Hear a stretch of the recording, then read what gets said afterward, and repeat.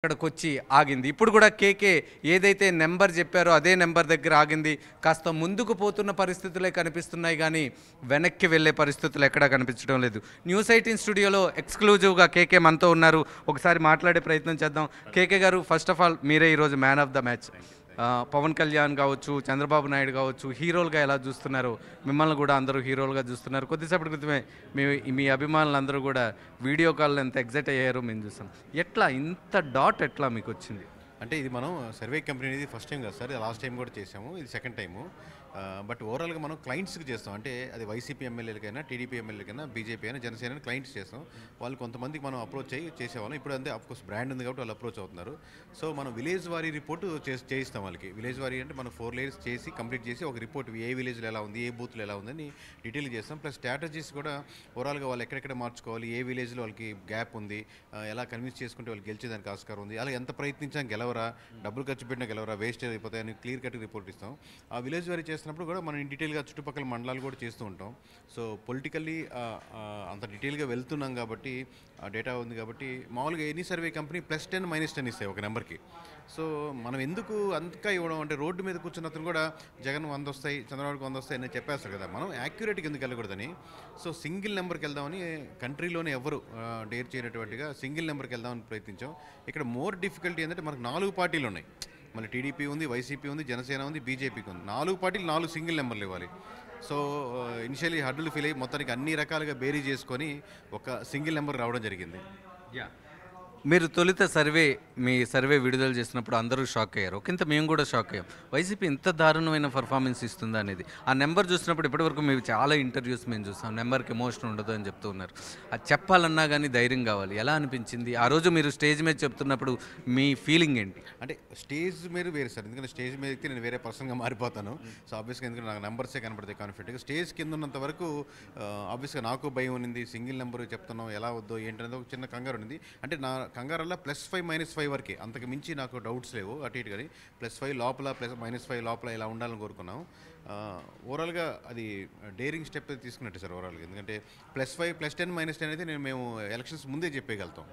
ఈరోజు రాష్ట్రంలో పవన్ కళ్యాణ్, చంద్రబాబు నాయుడు గురించి ఎంతలా మాట్లాడుకుంటున్నారో, కేకే గురించి కూడా అంతలాగే మాట్లాడుకుంటున్నారు. ఎలా అనిపిస్తుంది? మేజర్లీ వాళ్ళు ఎందుకు డిస్కషన్ అంటే సార్, జనసేన 21 కంటెస్ట్ చేస్తే 21 గెలుస్తుందని జనసేన వాళ్ళకి కూడా ఓవరాల్గా కాన్ఫిడెన్స్ లేదు. సో వై నాట్ 21 అని వాళ్ళు తీసుకున్నారని మేము టాప్ వ్యూలో చూస్తున్నాం కాబట్టి, ఏ నియోజకవర్గం ఆ నియోజకవర్గం ఇండివిజువల్గా చూస్తున్నాం కాబట్టి, ఈ 21 గెలిచేదానికి ఆస్కారం ఉందని చెప్పేసరికి వాళ్ళకు బాగా కనెక్ట్ అయింది. అలాగే వైఎస్ఆర్సీపీకి 151 గెలుచుకుంది, 14కి వెళ్ళిపోతుంది అనేది నరమానవుడు ఎవరు ఊహించలేరు అసలుకి ఎవరు. సో ఆ నెంబర్ చెప్పేసరికి వాళ్ళు షాక్ అయ్యారు. 144 కంటెస్ట్ చేసినాయి, 133 గెలుస్తుందని చెప్పేసరికి వాళ్ళు షాక్ అయ్యారు. బీజేపీ మామూలుగా 10 కంటెస్ట్ చేస్తే ఒక సగవన వస్తాయి అనుకునేవాళ్ళు, 7 వస్తుంది అనేసరికి వాళ్ళు షాక్ అయ్యారు. ఇంకా దేనికంటే మేజర్గా ప్రధాన ప్రతిపక్ష హోదా కూడా కోల్పోద్ది వైఎస్ఆర్సీపీ, ఈ నెంబర్ వస్తుంది కాబట్టి. ఆబ్వియస్లీ 18 నెంబర్ రావాలి ప్రతిపక్ష హోదా రావాలంటే. So Janasena first time contest చేస్తున్నప్పటికీ కూడా, అంటే ఎన్ని సీట్స్, 21 సీట్స్లో కూటమి తరపు నుంచి. సో అది ప్రధాన ప్రతిపక్ష హోదా జనసేనకు వస్తుందని చెప్పినప్పుడు ఒకరింత ఇంకోటి షాక్ అయింది.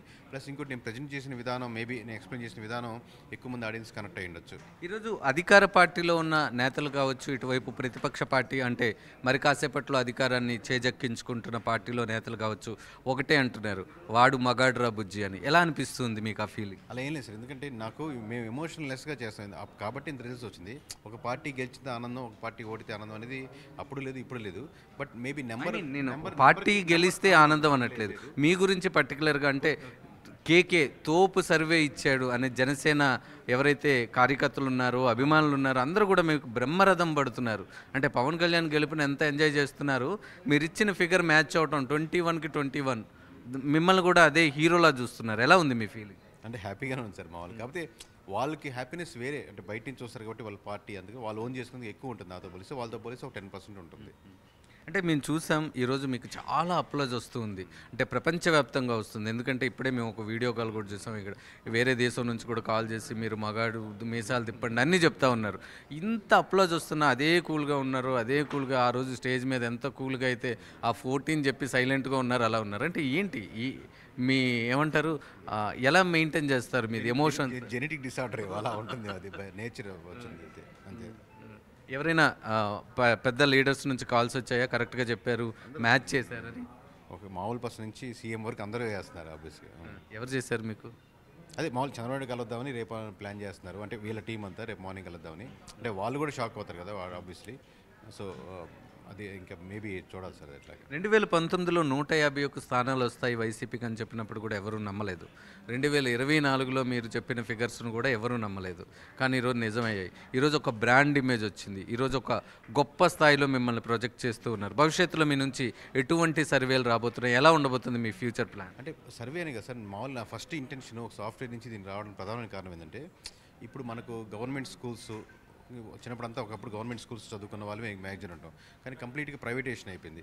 సో గవర్నమెంట్ స్కూల్స్ కొంచెం డెవలప్ అయ్యి, లేదా మనకు ఇక్కడి నుంచే మీరు డ్రైవింగ్ లైసెన్స్ తేవాలంటే మనం డబ్బులు ఇచ్చేస్తే ఇంటికే డ్రైవింగ్ లైసెన్స్ వస్తుంది, ఇంటికి మీకు డ్రైవింగ్ లైసెన్స్ సంబంధం లేకుండా. అంటే పొలిటికల్ రిఫార్మ్స్ అటువంటి దాంట్లో ఏదైనా ఉంటే నేను ఉపయోగపడాలని ఉద్దేశంతో వచ్చాను ఓవరాల్గా, ఏదైనా పర్సన్స్ వస్తున్నా కానీ. ఇంకోటి అంటే పొలిటికల్ ఒక స్కూల్ లాంటిది ఎప్పటి నుంచో నా మనసులో ఏంటంటే, ఇప్పుడు చాలామంది నేను ఎమ్మెల్యేని కలుస్తుంటాం కదండి, వాళ్ళ పిల్లలు వాళ్ళు నెక్స్ట్ రెడీగా అవుతుంటారు ఎలక్షన్స్కి. బట్ వాళ్ళకి కావాల్సినటువంటి బేసిక్ కొన్ని థింగ్స్, అంటే మాట్లాడే విధానం కానీ, లేదా అక్కడ ఉన్నటువంటి సబ్జెక్ట్ నాలెడ్జ్ కానీ, ఓవరాల్గా ఎలా ఎలక్షన్ ఇంజనీరింగ్ చేయాలి కానీ, ఏంటి ప్లస్లు ఏంటి మైనస్లు కానీ, ఆ ప్రజల్లో తిరిగేటప్పుడు ఎలా దూసుకోపోవాలి కానీ, ఎమోషనల్ కనెక్షన్తో ఎలా ఓట్ బ్యాంకింగ్ కన్వర్ట్ చేసుకోవాలి కానీ, అసలు ఏ పార్టీకి ఎలా ఉంటాయి ఓట్ బ్యాంకింగ్ కానీ, ఇలాంటి కాన్సెప్ట్స్ బేసిక్స్ ఒక 20 days ఒక సెషన్లా తీసుకొని వీళ్ళకి ఛార్జ్ చేయాలని. అట్ ది సేమ్ టైం మీకు ఇషాయో ఐడియా ఉంది కదా, ఇషాయోగా ఛార్జ్ చేస్తుంది ఎన్ఆర్ ఇంజనీరింగ్ కోర్స్కి. At the same time village లెవెల్లో చేసేటప్పుడు వాళ్ళు ఫ్రీగా చేస్తుంది. సో ఇది కొంచెం సోఫిస్టికేటెడ్గా పద్ధతిగా ఎమ్మెల్యే పిల్లలకి, లేకపోతే వాళ్ళంతా వీళ్ళ జనరేషన్ వాళ్ళకి సోఫిస్టికేట్ చేయాలని. అట్ ది సేమ్ టైం ఇదే అమౌంట్ని రూట్ కాజ్ లెవెల్లో, విలేజ్ లెవెల్లో, గ్రామ స్థాయిలో లీడర్స్ని డెవలప్ చేసేలాగా ఒక స్కూల్ని చేయాలని ఒక ఐడియా ఉంది ఫస్ట్ నుంచి. Maybe this will be the right time అనుకుంటున్నాను. దాదాపుగా ఒక 40 సర్వే ఏజెన్సీలు మొత్తం ఎన్నికలకు సంబంధించి సర్వేలు చేశాయి. ఏ ఒక్కరూ పట్టని నాడిని మీరు ఎలా పట్టారు? అసలు మీరు అనుసరించిన పద్ధతులు ఏంటి? అంటే మనం ఇండివిజువల్ ఎమ్మెల్యేస్కే చేస్తాం సార్. ఇప్పటివరకైతే ఎమ్మెల్యేలకే కాంటాక్ట్ అవుతాం, ఎమ్మెల్యేస్ చేయమంటే చేసి పెడుతుంటాం. అది విలేజ్ వారీగా, మండల వారీగా, లేకపోతే హై లెవెల్ అదే చేస్తుంటాం.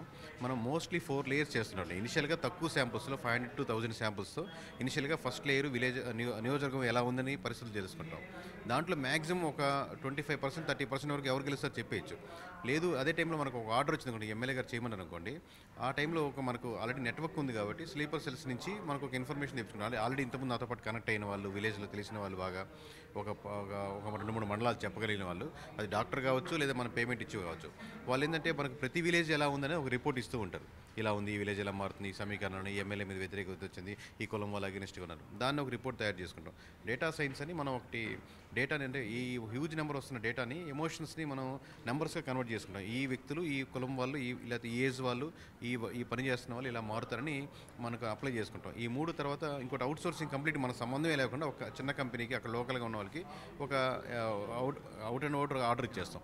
వాళ్ళు ఇచ్చిన రిపోర్ట్ ఉంటుంది. ఈ 4 రిపోర్ట్స్ని మనం కన్సాలిడేట్ చేసి ఒక నియోజకవర్గాన్ని ఇంత డీటెయిల్గా స్టడీ చేసి చేయాల్సి వస్తుంది. సో అలా చేసినప్పుడు చుట్టుపక్కల నియోజకవర్గాలు కూడా చేస్తాం. ఇప్పుడు మీరు ఎమ్మెల్యే గారు ఒక ఆర్డర్ ఇచ్చారనుకోండి, అప్పుడు చుట్టుపక్కల నియోజకవర్గాలు కూడా మనం ఆర్డర్ తీసుకోవడానికి ఈజీగా ఉంటుంది, లేదా వెరిఫై చేయడానికి ఈజీగా ఉంటుంది. ఈ విధంగా 175 నియోజకవర్గాలు కన్వర్ట్ చేసుకోగలుగుతాం. కాబట్టి ఒక డేరింగ్ స్టెప్కి వెళ్ళగలిగాం. ఎందుకు మనం మార్జిన్ తీసుకోవడం, సింగిల్ నెంబర్కి ఎందుకు వెళ్ళకూడదు, ఆ పరంపరని బ్రేక్ చేద్దాం, మా బాటలు పెట్టడం. మామూలు మీరు చెప్పొచ్చు 100 వస్తాయి అనుకుంటా, 150 వస్తాయి అనుకుంటా అని చెప్పొచ్చు. ఒక సర్వే కంపెనీ మీకు ఇన్ని వడపోత పోసి మీరు సింగిల్ నెంబర్కి చెప్పాలి కదా. మనం కూడా ఎడ్జీలు తీసుకుంటే అప్పుడు మామూలు వాళ్ళకి మనకేముంటాయి అనేది ఒక ఛాలెంజింగ్గా తీసుకుందాం. రేపు వచ్చే నెక్స్ట్ జనరేషన్ ఏ సర్వే కంపెనీ అయినా సరే ఆ సింగిల్ నెంబర్కే వెళ్ళాలి. అప్పుడు వాళ్ళకి ఇంకా నిజంగా చేయగలిగారా లేదా అనేది కనపడుతుంది. బాటలు తీసుకున్నప్పుడు ఎప్పుడు అడ్వాంటేజ్ అండి. అంటే 130 దాడతాయి అన్నారు అనుకోండి, ఎంత దాడితే 130, 140, 150 అనేది ఉంటుంది. 150, 130 to 150 చెప్పారు అనుకోండి, 160 వచ్చినా కానీ ఆ ఎడ్జీలు దాటేసి అనేయచ్చు. అలాగే సింగిల్ నెంబర్ ఇప్పుడు మనం 161 చెప్పాం, అలాగే 21 చెప్పాం. జనసేనకి 21 out of 20 గెలుస్తుందని ఆస్కారం ఉంది. అలాగే బీజేపీకి 10 కంటెస్ట్ చేసి 7 గెలుస్తుందని చెప్పాం. అలాగే మనకు టీడీపీకి 144 కంటెస్ట్ చేసి సింగిల్ 133 చెప్పాం. అంటే మనం కరెక్ట్ అవ్వాలంటే 4 కరెక్ట్ అవ్వాలి. లెట్స్ అజ్యూమ్ మీరు ఫెయిల్ అయినా 1 or 2 లోపల ఫెయిల్ అవ్వాలి, కానీ మనం ఈస్ట్ చెప్తే వెస్ట్ వెళ్ళకూడదు కదా. సో అంత ప్రిడిక్షన్ అంత బాగుండాలి అంటే, సర్వే కంపెనీ అంత జెన్యూనిటీ రావాలంటే ఇలా వెళ్దాము అని ఒక డెసిషన్ తీసుకొని చేసాం.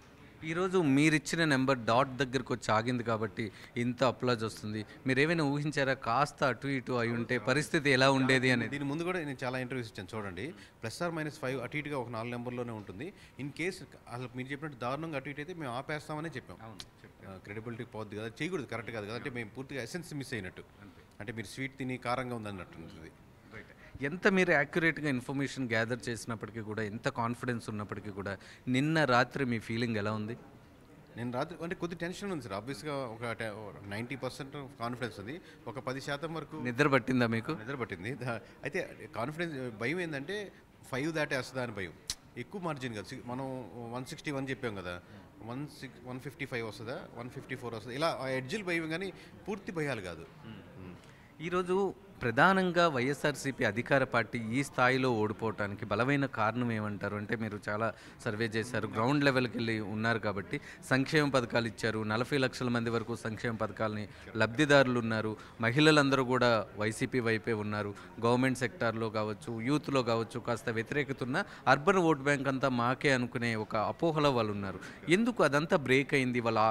వాళ్ళు అనుకున్న దానికి కంప్లీట్గా ఎక్కడ మ్యాచ్ కాలేదు ఎందుకు? ప్రధానమైన కారణం అంటే ప్రతి పొలిటికల్ పార్టీ ఒక కాన్సెప్ట్లో ఫెయిల్ అవుతుంటారు సార్. లాస్ట్ టైం టీడీపీ అయినా, ఈసారి వైఎస్ఆర్సీపీ అయినా, వాళ్ళు మేజర్గా తెలుసుకోవాల్సిందంటే కోర్ ప్రతి పార్టీకి ఒక ఓట్ బ్యాంకింగ్ ఉంటుంది. ఆ ఓట్ బ్యాంకింగ్ టీడీపీకి ఉంటుంది, వైఎస్ఆర్సీపీకి ఉంటుంది, జనసేనకు ఉంటుంది. అట్ ది సేమ్ టైం ఈ పార్టీతో ఓట్ బ్యాంక్తో పాటు అవతల పార్టీకి ఉన్న అపోజిషన్ పార్టీకి ఉన్న ఓట్ బ్యాంక్ కూడా యాడ్ అవుతుంది. అది ఒక్కటే గెలిచేదానికి మేజర్ నెంబర్ ఆఫ్ సీట్స్ రావడానికి సరిపోదు. ఇంకా వాళ్ళకి కావాల్సింది ఏంటంటే ప్రజలు ఏం కోరుకుంటున్నారు అంటే వాళ్ళు రిఫార్మ్స్ కోరుకుంటున్నారు ఎక్కువ మంది. అంటే మధ్యలో ఉండే సెక్షన్ ఈ రిఫార్మ్స్ ఇక్కడ లేకపోతే ఇలా మారుతున్నారు, ఇలా లేకపోతే ఇలా మారుతున్నారు. మీరు ఓన్లీ వెల్ఫేర్ స్కీమ్స్, ఓన్లీ పథకాలు ఇస్తాం, సిలిండర్లు ఇస్తాం, డబ్బులు ఇస్తామంటే వాళ్ళు ఒక 5% యాడ్ అవుద్ది. బట్ మీరు గెలిచే అంత స్థాయిలో సరిపోదు. లాస్ట్ టైం టీడీపీగానే సరిపోదు, ఈసారి వైఎస్ఆర్సీపీగానే సరిపోదు. మేము ప్రతిసారి చెప్తున్నాం, వాళ్ళు అనుకున్నటువంటి వాళ్ళు ఎక్స్పెక్ట్ చేసే రిఫార్మ్స్ మీరు ఓన్లీ అమౌంట్ ఇస్తే కాదు, ఈ ఏదైతే చేంజెస్ చేసుకుంటున్నారో అంటే ఒక పోలీస్ స్టేషన్కి వెళ్ళారనుకోండి, కేసు ఇక్కడ కాదండి, మీరు ఆ స్టేషన్కి వెళ్ళి ఫైల్ చేయండి, ఇక్కడ కాదే అంటారు. మీరు అటువంటి బేసిక్ రిఫార్మ్స్ కానించి, రోడ్లు కానించి, కాలువల కానించి, మున్సిపాలిటీ కానించి, మంచి త్రాగునీరు కానించి, లోకల్గా ఒక చిన్న చిన్న మండలాల్లోనే అక్కడే ఒక 10,000 15,000కి హైదరాబాద్, విజయవాడ, బెంగళూరు వెళ్ళాల్సిన అవసరం లేదు. పెద్ద పెద్ద కంపెనీలు పక్కన పెట్టండి, లోకల్గా ఉన్నటువంటి కుటీర పరిశ్రమలు వేసుకుంటే అప్పుడు ఈ రిఫార్మ్స్ లేదా గవర్నమెంట్ స్కూల్స్ మంచిగా డెవలప్ చేయగలిగితే, లోకల్గా మీరు ఎమోషనల్ కనెక్ట్ అయితే మీరు ఏ అడ్వర్టైజ్మెంట్ చేయాల్సిన అవసరం లేదు. నేను ఈ పనులు చేశాను, ఈ పనులు చూసి ఓటేయండి అని ఎమ్మెల్యే అడగాలి, ప్రెసిడెంట్ అడగాలి, విలేజ్ వారీ లెవెల్లో. అలాగే మన చీఫ్ మినిస్టర్ అడగలిగితే కాన్ఫిడెంట్గా ఓట్ బ్యాంక్ మీరు ఎటువంటి చేయకపోయినా జరుగుద్ది.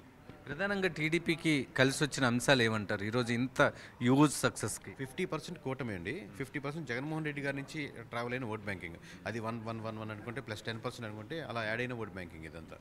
మీరు ఏమైనా ఇది అనుకుంటున్నారా? క్యాండిడేట్లను మార్చడం, ఎన్నో ఏళ్ళుగా అక్కడ పనిచేస్తున్న ఒక క్యాండిడేట్ని రీలొకేట్ చేయడం, ఇవన్నీ కూడా జగన్మోహన్ రెడ్డి చేసిన మిస్టేక్స్ అని మీరు అనుకుంటున్నారా? క్యాండిడేట్లు మార్చాలన్న డిసిషన్ ఓకే సార్. అంటే ఫస్ట్ సపోజ్ ఎవరైనా ఒక మాలాంటి వాళ్ళ చేత ఒక సర్వే చేయించుకుంటారు, ఈయనే క్యాండిడేట్ పెడితే ఇక్కడ ఖచ్చితంగా ఓడిపోతారంటారు. మరి ఆ క్యాండిడేట్ని రీలొకేట్ చేసేప్పుడు తనకంటే బెటర్ క్యాండిడేట్ అక్కడ తీసుకురావాలి. ప్లస్ మిమ్మల్ని రీలొకేట్ చేసేప్పుడు మీ కంఫర్టబుల్ పొజిషన్ ఇవ్వాలి. అది 2 మిస్టేక్స్ చేశారు. మార్చే డిసిషన్ ఓకే, ఎందుకంటే ఊరినే మార్చారు కదా, అందరినీ మార్చారు. ఎందుకంటే ఇక్కడ ఆబ్వియస్గా పరిస్థితులు పోటీ చేస్తే ఓడిపోతారు అనుకున్నప్పుడు ఆ క్యాండిడేట్ మారుస్తారు. బట్ బెటర్ క్యాండిడేట్ తీసుకురాలేకపోయారు, మిమ్మల్ని రీలొకేట్ చేసిన కూడా బెటర్ ప్లేస్లోకి మార్చలేకపోయారు. ఇంకొక విషయం చెప్పండి, మీతో పాటు చాలా సర్వే సంస్థలు చేశాయి, అన్నీ కూడా 95, 111 బిట్వీన్ అక్కడే ఇచ్చాయి.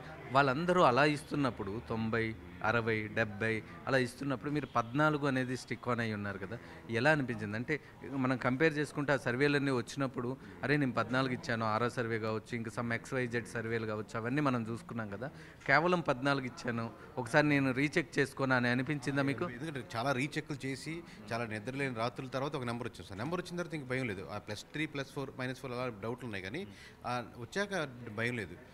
అంటే మిగతాతో కంపారిజన్ అలాగా ఇప్పుడు మనం క్రికెట్ ఆడుతున్నాం అనుకోండి సార్, ఆడియన్స్ 1,00,000 మంది ఉన్నారా, 10 లక్షల మంది ఉన్నారా సంబంధం లేకుండా మీరు బాల్ మీదే కాన్సన్ట్రేట్ చేయాలి కదా. అలా మా నెంబర్ మీదే కాన్సన్ట్రేట్ చేసాం, కానీ ఎక్కువ మంది ఏమనుకుంటున్నారు, అవతల ఎవరు డిస్కస్ చేస్తున్నారు, ఏ సర్వేలు ఇప్పుడు నేను కనీసం వేరే సర్వీస్ కూడా చూడం. మేము మామూలుగా ఇంపాక్ట్ పడకూడదని చెప్పి అలా వెళ్తుంటాం. వాళ్ళు ఇలా అన్నారు, వీళ్ళు అన్నారు, వీళ్ళు ఈ ఎదురుగా ఓడిపోతున్నారు, గెలుస్తున్నారు, అది మన మీద ఇంపాక్ట్ చూపించకూడదని మ్యాక్సిమం అవాయిడ్ చేస్తాం.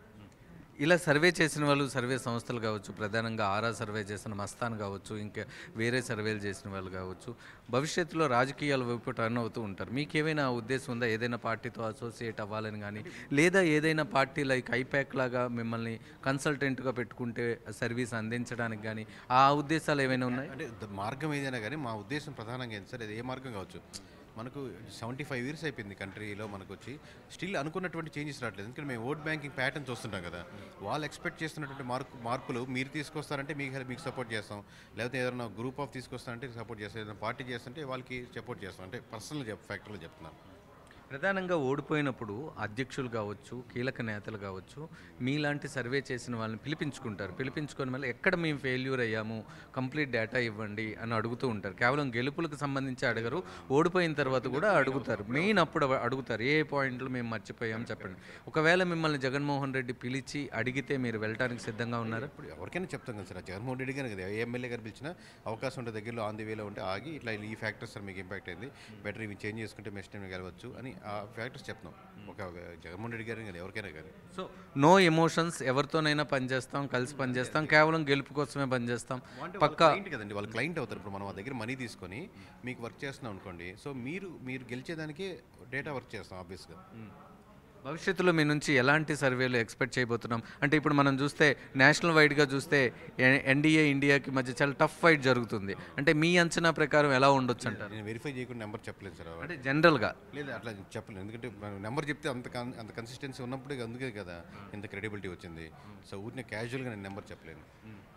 ఈరోజు డాట్ ఫిగర్స్ అన్నీ కూడా మీరు మ్యాచ్ చేసినప్పుడు మీకు ఇంత అప్లాజ్ వస్తూ ఉంది కదా, మీకు దగ్గరగా ఉన్న మీ పేరెంట్స్ నుంచి కావచ్చు, మీ వైఫ్ నుంచి కావచ్చు, ఇలా ఎవరైనా వాళ్ళ నుంచి వచ్చిన ఫస్ట్ కాంప్లిమెంట్ ఏంటి? వాళ్ళు హ్యాపీగా ఉంది అని అంటారు, చాలా హ్యాపీగా ఉంది అని అంటారు. ఆబ్వియస్గా వాళ్ళకి లోపల నుంచి ఉంటుంది, నాకు పెద్ద ఉండకపోవచ్చు కానీ వాళ్ళకి చాలా ఉంటుంది బాగా హ్యాపీనెస్. ఒకసారి మీ గురించి చెప్పండి, మీరు ఎక్కడ చదువుకున్నారు, మీ బ్యాక్గ్రౌండ్ ఏంటి, ఎక్కడి నుంచి వచ్చారు అనే విషయాలు. నేను బీటెక్ అన్నా యూనివర్సిటీ చెన్నైలో చేశాను. అన్నా యూనివర్సిటీ అంటే అన్నా యూనివర్సిటీ కాదు, అన్నా యూనివర్సిటీ అఫిలియేటెడ్ కాలేజ్లో. సో 2005 పాస్ అవుట్, బాగా కష్టపడి చదువుతుండడం వల్ల 2005 అవ్వాల్సిన 2006 కూడా అయింది అది. సో బట్ నేను చాలా ఫ్యాక్టరీస్, అది పెద్ద ఇంటర్వ్యూ పెట్టుకుంటే మనకు బాగుంటుంది సార్, చాలా లైక్ ఈసారి మళ్ళీ ఫుల్ ఇంటర్వ్యూ చేద్దాం. ఇప్పుడు జనసేన వాళ్ళు మీరు ఎక్కడ కనిపించినా కానీ చెప్పాలంటే నేను ఒక 8 years 9 years సాఫ్ట్వేర్ నుంచి Thomson Reuters, Value Labs, next technology, ఇలా ఎస్ఎన్పి, ఇలా రకరకాల కంపెనీస్లో వర్క్ చేసి 8-9 years తర్వాత నేను దీనికి ఫుల్లీ మూవ్ అయ్యాను. జనరల్గా జనసేన వాళ్ళు ఉదయం నుంచి కూడా మా స్టూడియోకి వస్తూ ఉన్నారు, ఒకటే అంటున్నారు, నువ్వేంటి బ్రో ఇంత వైలెంట్గా ఉన్నావు, ఎలా ఇచ్చావు అనేది. అంటే సాఫ్ట్వేర్ నుంచి వచ్చి రాజకీయాల మీద దీని మీద ఇంత పట్టు ఎలా వచ్చింది మీకు? అంటే ఈ చిన్నప్పటి నుంచి మన కంట్రీ గురించి గొప్పగా విని పెరిగిన వాళ్ళం సార్ ఓవరాల్గా. దాంట్లో ఏదైనా చేంజెస్ రావాలి అని అనుకుంటూ వాళ్ళని దానికి ఏదైనా మనం సహకరించగలమా, డేటా పరంగా ఉంది కాబట్టి ప్రజలతో ప్లస్ ఎమ్మెల్యేలతో మధ్యలో ఉన్న మీడియము సర్వే అనిపించింది. సో అలా స్టార్ట్ చేసాం. చివరిగా ఒక ప్రశ్న అడిగి ముగిస్తాను. మీరు మీ క్రెడిబిలిటీని పనంగా పెట్టి ఆ నెంబర్ చెప్పారు, అప్పుడు పనంగా పెడుతున్నప్పుడు కాస్త ఈరోజు పాజిటివ్గా వచ్చింది కాబట్టి ఇన్ని ఛానల్స్ పిలుస్తున్నాయి, ఇంతమంది మాట్లాడుతున్నారు, ఇంత అప్లాజ్ వస్తుంది. కొంచెం తేడా ఎక్కడైనా కొట్టుంటే మీ క్రెడిబిలిటీ అంతా కొంచెం తేడా ఉంటే కొట్టినది కదా సార్. అంటే ఇప్పుడు హై మేబీ హైలో ఉంది, +1 +2 +3 కూడా జనాలు అప్లాజ్ ఉండేది, యాక్సెప్ట్ చేస్తుండే వాళ్ళు. అంతవరకే మాకు నమ్మకం ఉంది, అంతవరకు ఖచ్చితంగా పోదని. నేను అడగాలనుకుంటున్న ప్రశ్న ఏంటంటే క్రెడిబిలిటీని పనంగా పెట్టేంత ధైర్యం ఎలా వచ్చిందని. అది ప్యాటర్న్ సార్ మామూలుగా, ఎందుకంటే అలాగే చేయాలని మా ఉద్దేశం ఎవరైనా కానీ.